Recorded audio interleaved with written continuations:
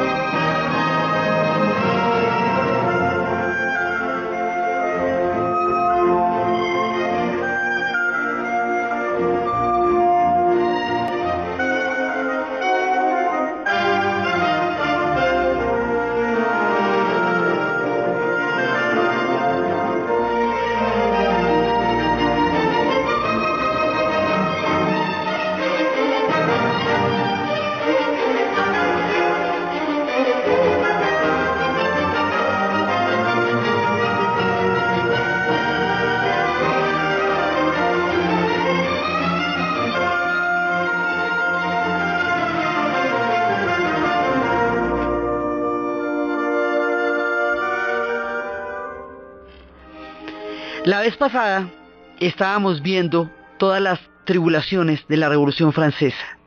Si la Revolución Francesa va a crear el imaginario que esta nación tiene de sí misma y que el mundo tiene de Francia, Napoleón va a ser el mito más poderoso que tiene Francia y que tiene Europa. Va a ser un personaje que desborda las páginas de la historia y que escribe los capítulos más refulgentes de la historia de la nación francesa. Habíamos visto cómo la revolución crea tanto caos en un momento dado, tanto caos, que hay un momento que la gente está está saturada de toda la cantidad de emociones fuertes que han pasado, ya quiere alguna forma de estabilidad, como que esto se asiente un poquito, porque es que esto como un alcacercer no se resiste. Usted no puede estar todo el tiempo en un caos así de grande como el que estaba ya en ese momento. Entonces, hayamos visto al final del último programa cómo empieza a surgir un ejército completamente nuevo de jóvenes generales, porque los generales antes, durante el tiempo del absolutismo, el ejército era un lugar donde los cargos se podían conseguir, se podían adquirir por títulos nobiliarios. Generales y todos los grandes oficiales del ejército lo eran por nobleza. Esa nobleza de generales que constituía los ejércitos de Luis XIV, XV y XVI y toda la época anterior, esa nobleza o huye o la decapitan o se va a formar ejércitos en contra de la revolución. Se quedan sin generales. No hay nadie del antiguo ejército, digamos, a nivel de oficiales. Entonces ahí se produce una situación de movilidad social, porque jóvenes muy valientes y avesados pueden llegar por méritos a convertirse en generales. Se abre el espacio para que surja una nueva capa militar que viene de abajo, o de la baja nobleza, o ni siquiera de la nobleza, pero que se hace a pulso, que se hace a mérito. De esta capa de los soldados es de donde va a surgir Napoleón. Napoleón nació en Córcega. Córcega es una isla que para ese entonces recientemente había sido incorporada a Francia, que antes era de Italia. Ahí nadie hablaba francés, era una isla bastante remota, muy desconectada de todo el movimiento y de toda la jugada que estaba pasando en Francia, del centro del mundo que Francia era en ese momento. Y a Napoleón lo van a llevar de 10 años a París, y en París pues él va a entrar a una academia militar, porque era prácticamente la única alternativa que van a tener los muchachos en esa época. Se va a convertir en un militar de carrera, y así, pero es un hombre muy talentoso, muy talentoso. Entonces, en una oportunidad, cuando toda esta capa de nuevos generales está surgiendo, va a haber un sitio en Tolón, y allí Napoleón se va a distinguir por su valor, por su bravura, por su inteligencia. Va a empezar a ser visible como un personaje bien interesante y bien bueno para las batallas. Entonces ahí era cuando decían que él peleaba como un pequeño cabo, porque los cabos dicen los estrategas que son los que ganan las batallas, porque son los que están al pie del combate. Este hombre, siendo general, estaba, pues siendo un oficial, estaba al pie del combate, al pie de sus hombres. Entonces a él lo van a nombrar general a partir de Tolón, del sitio de Tolón. Pero es un general sin tropas, digamos, le dan ese reconocimiento por su desempeño en el sitio de Tolón, pero todavía no tiene un ejército a su mando, sino el cargo, el honor, el reconocimiento por su impresionante desempeño durante el sitio. Entonces, regresa a París. En París es donde va a conocer a Josefina. Y Josefina, la legendaria Josefina, la de las cartas, la de las historias, esta mujer, en ese momento, ella es una viuda, tiene 34 años, que para la época ya estaba quedada, porque la gente casaba como desde los 16, o sea, a los 34 ya, pues era viuda y tenía 2 hijos, pero digamos, para hacer la segunda vuelta había que hacerlo más bien prontico. Entonces, en esa época donde los matrimonios empezaban pues muy chiquitos.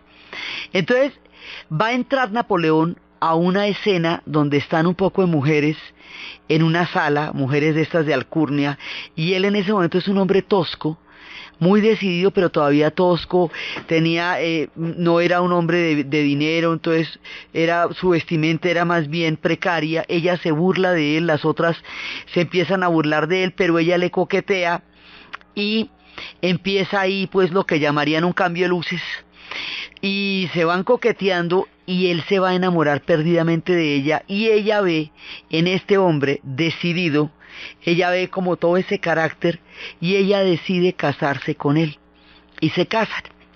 Josefina le va a presentar a los miembros del directorio y le va a presentar a Barras.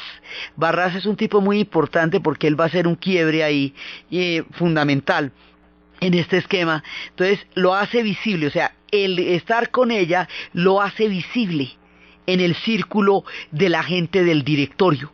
Ella tiene, digamos, como una jugada social en donde lo pone a circular, y el hombre, como es tan talentoso y como es tan pilo, pues ahí se puede mover. Entonces, en ese momento, él le pasa un plan de batalla, a través de Barras le pasa un plan de batalla a Carnot, que es como el arquitecto de los ejércitos de la Francia revolucionaria. Y el plan le parece tan brillante que le dice: sí, hágalo, me parece muy bien, haga ese plan. Entonces, con ese plan que Napoleón le pasa a Carnot, lo mandan a lo que se llama la campaña en Italia. Y en la campaña en Italia él está recién casado, enamorado como loco de Josefina, y le escribe cartas, y ella pues sí, le contesta, pero no, para uno tirarse por la ventana, y el hombre sí es que está, mejor dicho, que no puede ni respirar. Porque además la pasión que este hombre va a sentir por Josefina es un motor también de su grandeza. O sea, a ella la critican en la historia porque era una mujer de mundo y porque tenía varios amantes, y bueno, la consideraban pues y además después no le va a dar un heredero, porque ya después no va a tener el tiempo para darle un heredero. Pero esta mujer va a ser muy importante en las pilas que Napoleón le va a poner a la vida. La pasión que él va a sentir por ella va a ser una cosa que va a ser como una llama inspiradorcísima para este hombre, que necesitaba pasiones desbordantes para llevar a cabo toda su genialidad y su temperamento tan sumamente sanguíneo y fogoso. Él necesitaba una vuelta a estas, eso también le ayudaba. Entonces el hombre está enamoradísimo y sigue para la campaña, y la campaña resulta siendo un éxito. Pero un éxito, el plan que él ideó, que le mostró a Carnot y que Carnot le permitió hacer, resultó un éxito total. Y en un momentico, él va a lograr someter a Castiglione, a Arcole, a Rivoli, a Mantua y a Lodi, la Italia, un buen pedazo de la Italia. Entonces llega a Francia convertido en un tipo ya conocido. Ahí es cuando dicen que él se había batido como un pequeño cabo. Eso es una manera honorífica de decirle que él era tan valiente, tan aguerrido, porque en esa época las guerras tenían una estructura en la cual los generales estaban en la batalla, estaban con sus hombres, estaban hombro a hombro, estaban mirando desde, pues con el catalejo calculando toda la batalla y todo. Entonces era donde el honor jugaba un elemento muy importante, digamos, en las guerras modernas, con el nivel de máquinas y las armas de repetición y los juguetes tan destructivos que hay, que la gente no alcanza ni a ver. Pero en la época la cosa era frente a frente.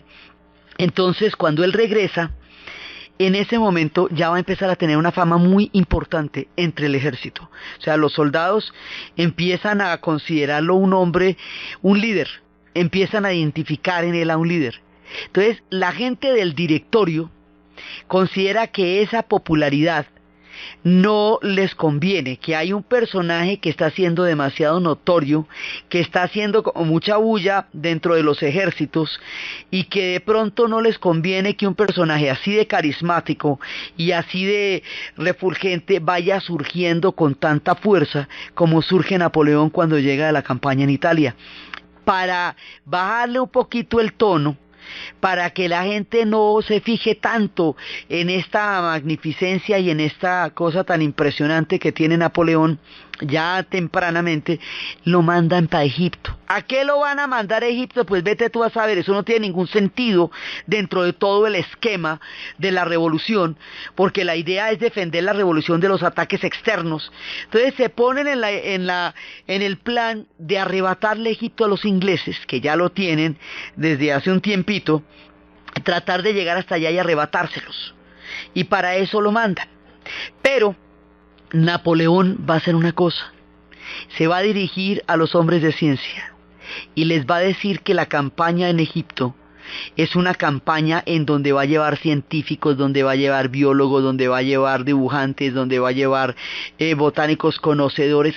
Todo él lo que quiere es descubrir y desentrañar esa nueva tierra y esa antigua tierra que ellos van a ver por primera vez, y lleva todo un equipo de científicos. Ese equipo de científicos, dibujantes, artistas, que viaja con la expedición napoleónica, eso es lo que le va a dar la inmortalidad a esta campaña. Es ahí donde radica su importancia, no en lo militar, sino en lo que va a pasar con ellos, lo que va a resultar increíble y asombroso cuando Napoleón y sus tropas desembarquen en el antiguo país de los faraones. Cuando llegan allá y empiezan a ver estos paisajes de arena y las pirámides, es cuando Napoleón, que va a ser famoso por sus frases célebres, cuadra a todos los ejércitos y les dice: deteneos, soldados, 40 siglos de historia os contemplan. Y los manes quedan tiesos, así absolutamente petrificados por la gloria que les hace ver. Los egipcios eran antiguos aún para los antiguos. Dicen, habían pasado 2000 años cuando Cleopatra llevó a Julio César a mostrarle las pirámides. Así de antiguos eran. Y esto hace mucho tiempo. Entonces, cuando llegan allá y empiezan a ver esta magnificencia, hay un montón de problemas militares. Ellos no van a poder ganar esa campaña. Los moscos, el desierto, la dificultad para mover la artillería. La clave de Napoleón es la artillería. La manera como él puede mover los cañones y todo lo que puede hacer con eso, porque además él era buen matemático. Para ser artillero hay que ser matemático, porque usted tiene que saber dónde es que va a cuadrar los cañones y a qué ángulo les va a disparar. Entonces todo esto funciona muy bien en Europa. En la arena no. Entonces la campaña finalmente no va a terminar siendo un éxito. Incluso más adelante los ingleses en la capitulación de Alejandría les hacen entregar lo que habían recolectado. Pero lo que va a pasar con la expedición del Egipto es absolutamente asombroso, porque nos va a dar la llave para romper el silencio de 19 siglos de historia. Desde el momento en que el último sacerdote del templo de Philae cierra el templo y se olvidan el contenido y lo significado de los jeroglíficos, en tiempo de los Ptolomeos, ya después, cuando finalmente Egipto vaya a ser provincia romana y luego cuando vaya a ser cristianizado y al llegar el cristianismo, la antigua religión de los faraones quede en el olvido porque solo la conocían en su significado los sacerdotes, cuando el último de los sacerdotes que sabía leer los jeroglíficos cerró el último de los templos y con él la memoria del significado de estos trazos, en ese momento la humanidad dejó de conocer qué había pasado durante 27 siglos que vivieron los egipcios. Entonces, en esta campaña está la gente de la ilustración, que no se nos olvide, está la gente del conocimiento. Entonces, todos los soldados que están allá son por lo menos personas que tienen una idea del valor de lo que están viendo. Entonces ahí va un personaje que es absolutamente maravilloso, un personaje que también trabajó en tiempos del rey, cuando la revolución se asustó, se fue y luego volvió, va con él. Ese personaje se llama Denon y él va a hacer un libro, una enciclopedia de varios tomos que se llama La Descripción del Egipto. Y la Descripción del Egipto, además, el libro está publicado por orden de Napoleón, a lápiz. Este hombre con lápiz es capaz de pintar lo que el mundo no había visto, Occidente no conocía. Empieza a pintar los jeroglíficos, las tumbas, los sarcófagos, los dioses, empieza a pintar a Anubis, a Osiris, a Horus, a Isis, empieza a pintar lo que son los grandes obeliscos, empieza a pintar toda la maravilla de esta civilización. Sus dibujos van a hacer que la gente sueñe lo ignoto, lo imposible, lo que nadie se imagina. Entonces, él va a pintar todo lo que vio a lápiz, en unos dibujos perfectos, con un grado de descripción y de visualización que hace sentir la arena en los ojos cuando uno empieza a ver lo que él pintó. Entonces, con él va mucha gente. Entonces están pintando, registrando absolutamente todo, copiando absolutamente todo. Es en esa expedición cuando unos soldados van a encontrar una piedra de basalto negra, grande, del tamaño de una mesa. Esto es bastante grande, es como de un tablero grande, tamaño de una mesa, es gruesa y tiene 3 tipos de inscripciones. A ellos les parece que eso es chévere. Digamos, ellos entienden por el mismo efecto de la ilustración que ahí hay una cosa importante. Y con todo cuidado la entregan a todas las piezas que se están recolectando. Van a recolectar absolutamente todo, es decir, a saquear absolutamente todo también, o sea, porque todo esto es también con un saqueo increíble. Entonces todo lo que ven, todo lo que puedan se lo llevan y todo lo que ven lo pintan. Al final, cuando la expedición no sea ningún éxito militar ni nada parecido, cuando los ingleses los hagan capitular en Alejandría, les tienen que entregar a los ingleses todo lo que obtuvieron en Egipto. O sea, una buena parte de lo que obtuvieron en Egipto, incluida la piedra que les estoy diciendo. Entonces, en ese momento, cuando tienen que entregar eso, pues parecería que regresaran a Francia con las manos vacías. Pero no, todo lo han copiado. Todo lo han dibujado. Ha sido un registro tan riguroso, tan exacto, tan milimétrico el que ellos han hecho, que todo lo que vieron se puede rastrear y hay muchas figuras sí las pueden llevar. Las más pequeñas, digamos, lo más impresionante lo entregaron, pero otras sí llegan. Entonces, algunos de los soldados que participaron en esa expedición van a llegar después, y de los científicos que estaban allá, uno de ellos va a vivir en la ciudad de Grenoble. En la ciudad de Grenoble, tiempo después, cuando ya incluso ha pasado toda esta historia, va a haber un personaje que va a cuidar a sus hermanos. El personaje que va a cuidar a sus hermanos se va a llevar a su hermano pequeño, que era en ese momento un niño de 11 años, increíblemente inquieto, inteligente, vivaz. Dijo, este personaje vale la pena que lo eduquemos porque tiene mucho talento y se le ve que tiene muchísimas ganas de aprender. El pequeño niño, que tenía 11 años, y un día llega a Grenoble y ve en el escritorio de uno de los científicos que participó en la expedición una figura que le llama la atención de una manera increíble porque está rodeada de unos signos que le resultan absolutamente fascinantes. Ese personaje se llama Jean-François Champollion. Y cuando mira los signos, él dice, yo los descifraré, porque le pregunta al científico qué es eso, dijo, no sabemos. Dice, yo los descifraré. Y lo dijo como lo dijo Schliemann cuando era chiquito y le decía a su padre recitando la Ilíada y la Odisea que él descubriría Troya. Él sería el que encontraría Troya y la encontró. Bueno, pues Champollion se va a hacer un gran lingüista, va a aprender griego, latín, va a aprender una cantidad de lenguas, lenguas muertas, lenguas vivas, y se propone descifrar lo que dicen esas inscripciones que nadie conocía. Entonces hay cualquier cantidad de teorías, mucha gente está intentando hacer lo mismo, pero él por su formación lingüística tiene todas las de ganar, tiene la entereza, tiene la visión, tiene la dedicación, la disciplina y la formación lingüística para poder descifrar los jeroglíficos. Y entonces, cuando lo logra, va a encontrar esta piedra que les digo. La piedra que les digo se llama la piedra Rosetta. Entonces esa piedra, porque Rosetta es el lugar al lado donde la encontraron, esa piedra tiene 3 inscripciones.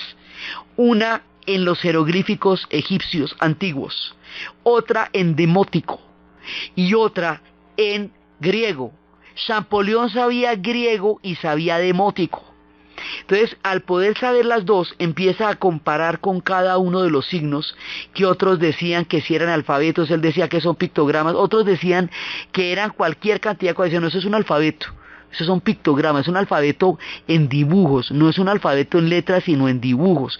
Y los demás le decían que estaba loco, y dice, no, espere, verá, yo le muestro cómo es. Y empieza a comparar cada una de las letras, las culebritas y los pajaritos con el demótico y con el alfa y con el beta y con el kappa y con el lambda, y al empezarlo a dibujar lo descifra. Y al descifrarlo, 19 siglos de silencio se rompen, como si los antiguos faraones hubieran dispuesto que al llegar la gente de la Ilustración era la hora para que Occidente entendiera la maravilla de su legado y se hicieran visibles cuando habían estado ocultos durante 19 siglos. La piedra Rosetta es una llave en el tiempo. Es el momento en que el hombre puede entrar en el remoto pasado y comprender la maravilla de los faraones. Y cuando se descifra todo eso, ustedes se imaginan lo que es empezar a descifrar, llegar a los templos, a Luxor, a Karnak, y empezar a descifrar lo que estaba pasando ahí. Eso es la locura. Cuando empiezan a ver qué clase de pueblo era este, qué civilización tan impresionante. Ellos que a los griegos los deslumbraban, ellos que a los romanos los fascinaban, ahora inflaman la imaginación de los franceses a límites nunca imaginables. Todo el mundo está enloquecido con eso, y Egipto empieza a ser visible por primera vez para Occidente, después de tantos siglos de silencio, por la llave en el tiempo que da la piedra Rosetta.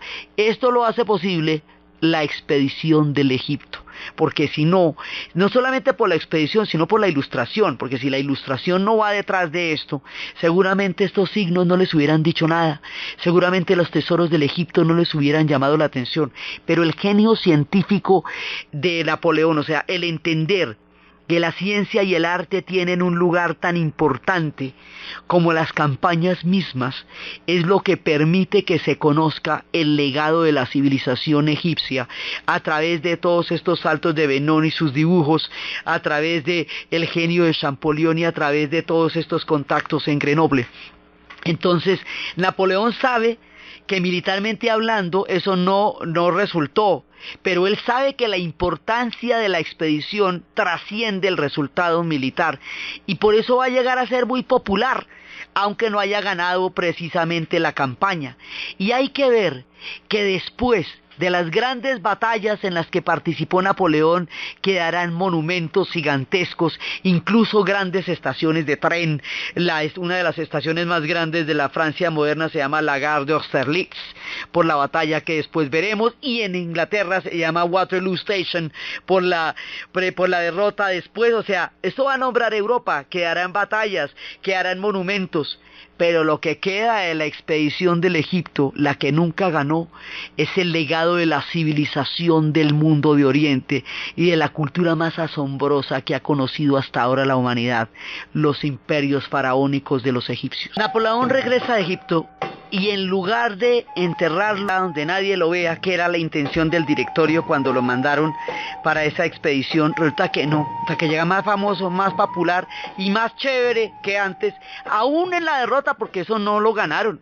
Esos terminaron ganándolo los ingleses. Hoy por hoy, la piedra Rosetta está en el Museo Británico, porque los ingleses, al confiscarles a los franceses gran parte de los tesoros que habían adquirido y que habían saqueado durante su campaña en Egipto, que se habían llevado, se la van a llevar al museo, se la van a donar al Museo Británico, y el Museo Británico la tiene como su nena, como la niña de sus ojos. Usted llega al Museo Británico y el lugar de honor de todo el museo es la piedra Rosetta. Lo triste del asunto es que usted llega al Museo del Cairo y ahí hay un afiche con una fotico de la piedra Rosetta, cuando ese es el mundo de los egipcios, es el Cairo. En el Museo del Cairo, el Museo del Marriott, lo que está es una foto de la piedra Rosetta, para que la gente entienda cómo Occidente pudo entender y conocer el mundo de los faraones, y en el Museo Británico está la original. Y los egipcios, por supuesto, que hace ratísimo que quieren que los ingleses les devuelvan la piedra Rosetta, pero usted sí sabe cuándo van a hacer eso los ingleses, ¿no? Porque ese es su mayor tesoro. O sea, siendo el Museo Británico una cosa del otro mundo, lo que es más del otro mundo es el hecho de que ellos tengan la piedra Rosetta. No la tienen en París, no está en Louvre, no la tienen en el Cairo, no está en el Museo de Marriott, está allá, en el Museo Británico, la piedra Rosetta, pero ella sigue siendo el testimonio de la llave de los tiempos y de las civilizaciones a través de del futuro, de los antepasados, cuando se encuentran con este tipo de testimonios. Entonces Napoleón llega, regio. Entonces no, esto no lo desprestigia, sino que al contrario, llega mucho más interesante y llega mucho más chévere. Entonces, en ese momento, cuando él ya tiene el amor de las tropas, porque era tan poderoso él, tan carismático, que la gente lo adoraba en todas sus circunstancias. Cuando él llega fortalecido, primero por lo de Tolón, luego porque le había ayudado a Barras a suprimir una de las revueltas que todavía se estaba presentando de los jacobinos contra el Directorio, luego cuando la campaña en Italia, que ha sido tan exitosa, y ahora de Egipto llega con todo este conocimiento, no gana la batalla, pero llega con un conocimiento que a Francia la va a deslumbrar. En ese momento tiene el suficiente favor para poder intentar una cosa increíblemente audaz. Y en lo que va a intentar increíblemente audaz es junto con Barras. Barras formaba parte del Directorio, pero el Directorio queda claro que ya no está cumpliendo su función, que la gente está harta, que le parece corrupto, la gente quiere estabilidad, la gente quiere paz, la gente quiere ya como que se calme pues todo el tema de la revolución, porque es que esto ya está desgastadorcísimo. Entonces, y el Directorio no, en esa fase ya no está dando como las expectativas ni la talla de todo lo que ha pasado para que estén ahí. Esa circunstancia de descontento, de corrupción, ese anhelo grande del pueblo francés de tener finalmente un orden estable y una paz y una tranquilidad para poder continuar con su historia, porque llevamos mucho tiempo en este proceso, va a ser canalizado por Napoleón. Y él va a hacer un golpe que, de acuerdo con el calendario de la época, acuérdense que ellos habían cambiado el calendario, se llamará, por el día que lo hicieron y el mes en el que ellos estaban contando su tiempo, el 18 Brumario. El 18 Brumario es cuando Napoleón hace un golpe de Estado. O sea, simplemente entra, le hace un golpe al Directorio y va a formar otro gobierno que se llama el Consulado, y lo va a formar con sièges. Siège es importantísimo porque Siège fue el que desarrolló el concepto de nación. Cuando estábamos en la representatividad de los estados generales, dijo no, es que aquí lo que nos representa es la nación. Entonces Siège es un tipo muy importante, Ducos es el otro que lo va a hacer, y el que va a estar de aquí en adelante al oído, a la sombra, es Talleyrand. La vez pasada estábamos viendo cómo Talleyrand es un tipo que siempre está en la esquina del movimiento. Ese era el que había sido cojo, y como era cojo no podía ser ni bailarín ni soldado, entonces le tocó meterse a sacerdote, y desde allá se volvió un abad y empezó a trepar todos los puestos, y estaba siempre con un pie en donde estamos y el otro en el otro lado. Entonces Talleyrand le está hablando y siempre le hablará al oído. Y ahí es cuando hace el golpe y forma el consulado, y a su lado estarán Talleyrand y el otro de los oportunistas, Fouché, que va a ser su policía secreta, que Fouché es un camaleón, como hemos visto.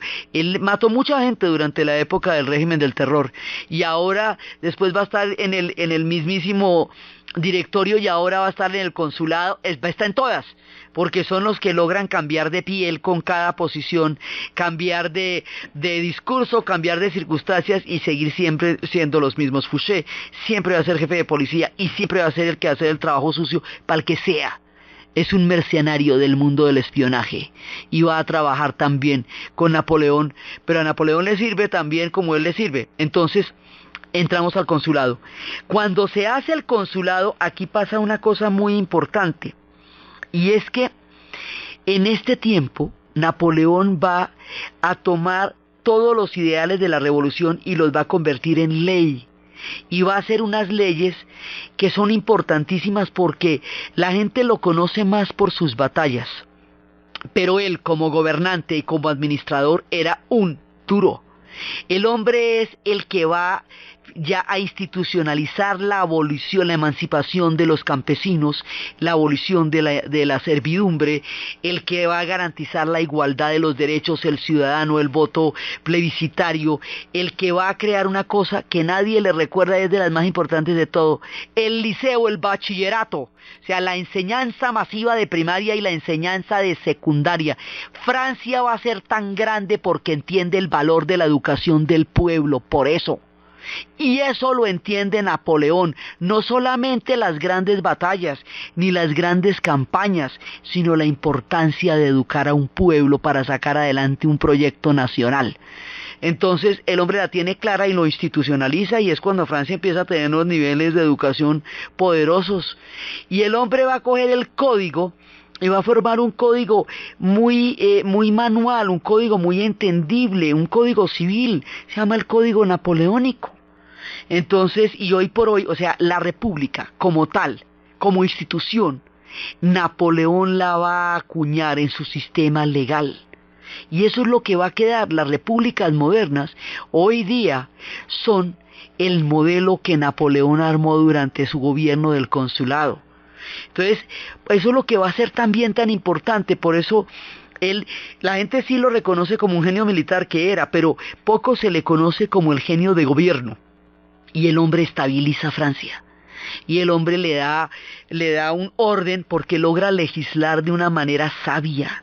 Era poderoso, era importante para eso, y va a dejar esas ideas en la cabeza, las ideas de la revolución convertidas en república, las ideas de la ilustración convertidas en la revolución, convertidas en república, convertidas en ley, y eso sí va a cambiar el pensamiento de los hombres, y ya quedan las leyes que en el futuro copiarán todos los países que pretendan ser unas repúblicas, las leyes que se convertirán en aspiraciones de los pueblos libres en el futuro. Todo eso lo acuña él durante el consulado. Es una época gloriosa de 5 años en que esta gente tiene paz y tiene ley y está chévere, o sea, está muy bien la cosa durante el tiempo del consulado, lo cual le hace increíblemente popular, más aún porque ya las cosas se concretan. Él hace el concordato con la iglesia, entonces vuelve y se fresquea con la iglesia, porque esto había tenido un problema gravísimo en la época. Pues Talleyrand, ¿se acuerda que Talleyrand era el que había confiscado todos los bienes de la iglesia cuando estaba en el directorio? Ahora le aconseja todo lo contrario cuando está en el consulado. Bueno, entonces él va a hacer las paces con la iglesia, y esto le va a dar un margen de unidad y de tranquilidad a los franceses durante un tiempo, porque el tema con la iglesia era delicado. O sea, el hombre organiza la nación, la va a organizar. Y cuando está en todo eso, empiezan otra vez los austríacos, y los austríacos le van a dar, va a ganar una de las batallas que le va a dar toda la fuerza.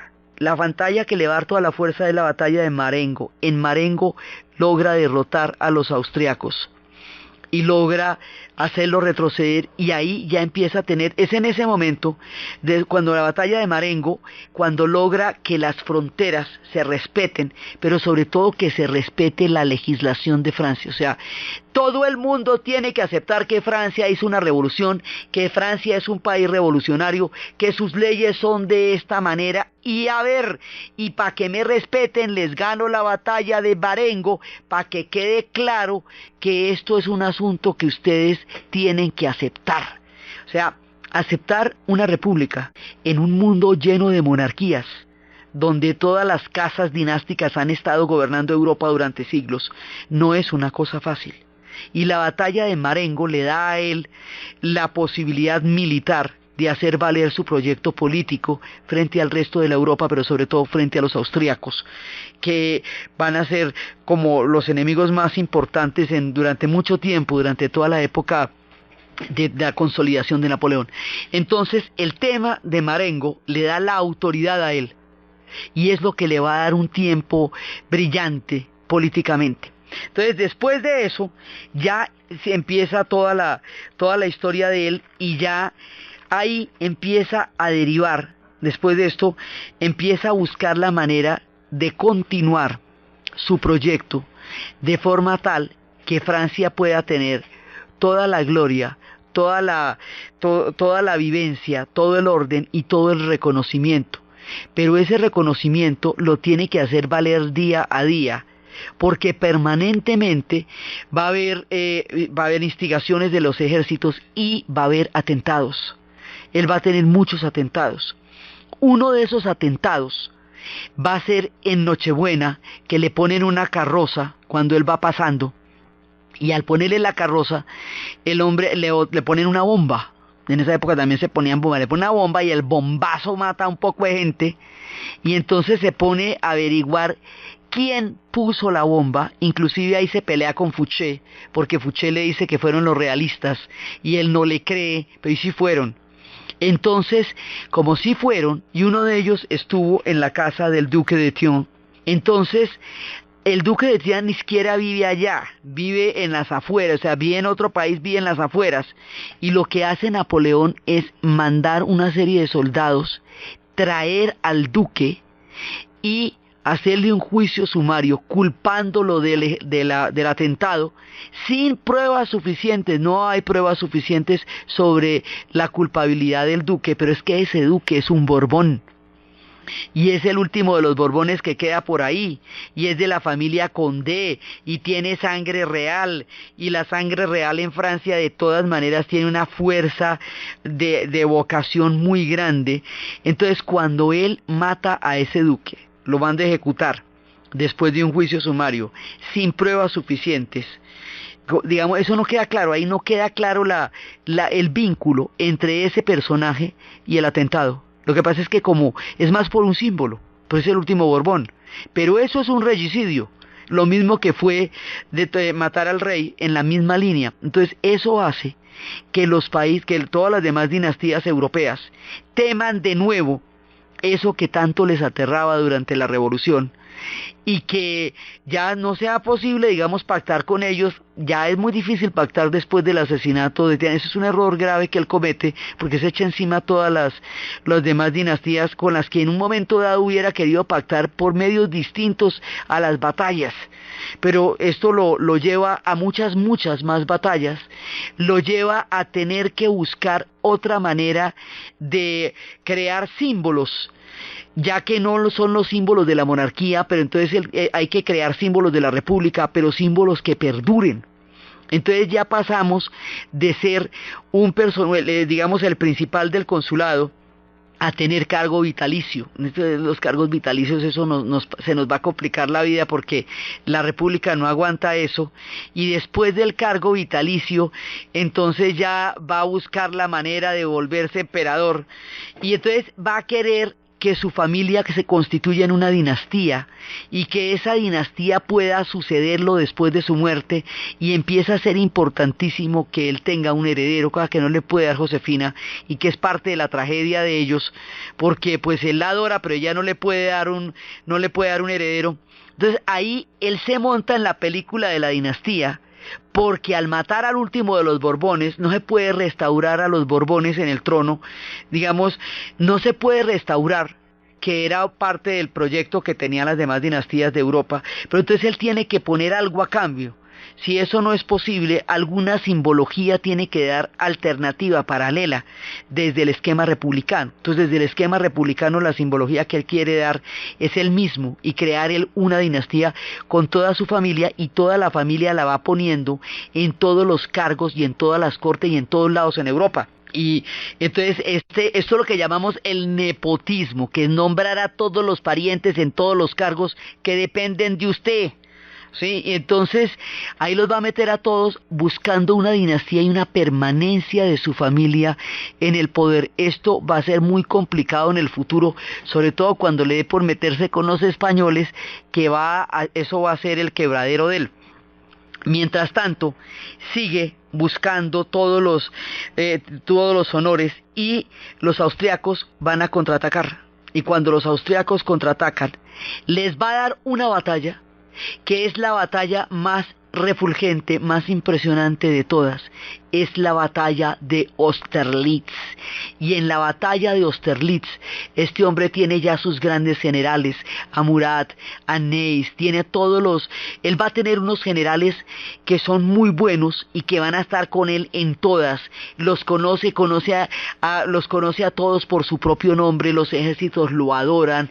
El hombre genera una pasión impresionante, y la batalla de Austerlitz va a ser el pináculo de su gloria.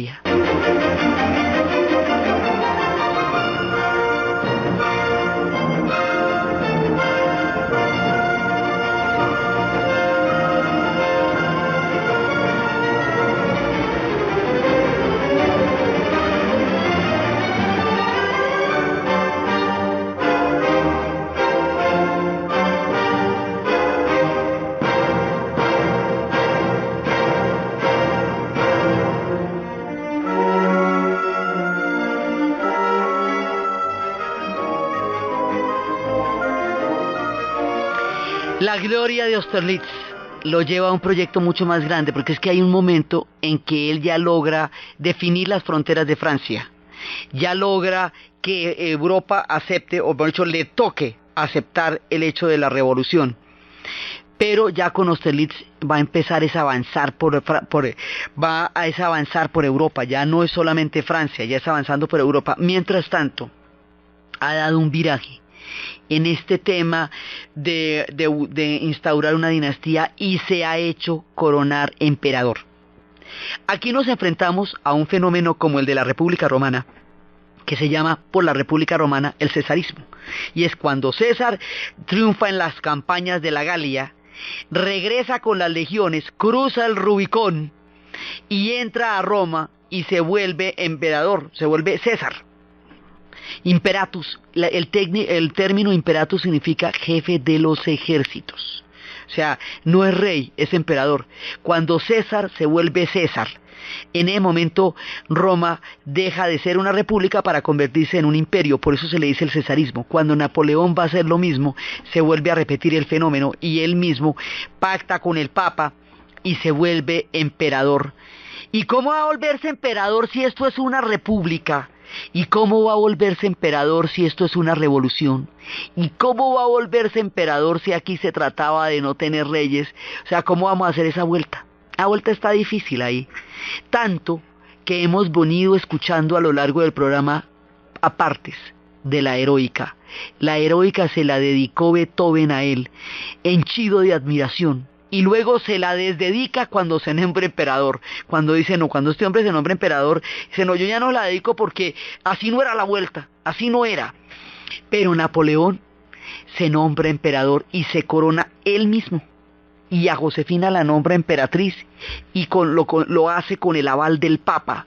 Y después del éxito de Austerlitz, que es una batalla la más fantástica, es la batalla que le va a dar toda la gloria, pues por eso les digo, una de las estaciones de tren más importantes de Francia se llama la Gare de Austerlitz, por esta batalla. Esta es la batalla donde definitivamente logra a los austríacos y a los prusianos y a todos los logra echar para atrás.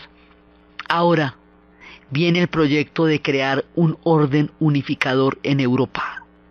Los ejércitos ya no están defendiendo la revolución, ya no están defendiendo a Francia, ahora están marchando sobre Europa para crear un orden europeo, el viejo sueño de Carlomagno, el sueño anterior a él del Sacro Imperio Romano Germánico, del mundo de Carlomagno, se corona con una corona idéntica, una reproducción fiel de la corona de Carlomagno, con una espada que dicen que era el Carlomagno, el sueño de una Europa unida bajo un orden que englobe a todo el mundo, que imponga, vuelve a tomar carne en Napoleón. Y empiezan a avanzar los ejércitos de Napoleón sobre Europa y cambia el mapa, y es cuando van a decir los ingleses que hay que enrollar los mapas de Europa porque eso no se van a volver a poder usar en por lo menos 20 años. Ahí se altera el destino de toda la nación europea, del mundo y el nuestro, porque el quiebre que eso va a producir en España va a dar lugar a las independencias del continente americano. Mejor dicho, se va a estremecer el planeta con esta decisión de pasar los ejércitos por Europa una vez convertido en emperador. La manera como eso sucede, los ejércitos marchando, la gloria detrás, los pueblos completamente fascinados con la figura de Napoleón, las monarquías temblando, los ejércitos que se les oponen, sus campañas y todo lo que va a suceder en esta historia increíble de un personaje de los más fantásticos de la historia, Napoleón Bonaparte, es lo que vamos a ver en el siguiente programa. Entonces, desde los espacios de la grandeza de Francia, del ciudadano libre, del campesino que ahora se convierte en un campesino por fuera de la servidumbre, de las leyes, del código napoleónico, de la piedra roseta, del genio de Champollion, de la expedición del Egipto, de las campañas en Italia, de la figura apasionada de Josefina y de esta historia impresionante que moldea el imaginario de la grandeza del pueblo francés en la narración de Ana Uribe, en la producción Jessy Rodríguez. Y para ustedes, feliz fin de semana.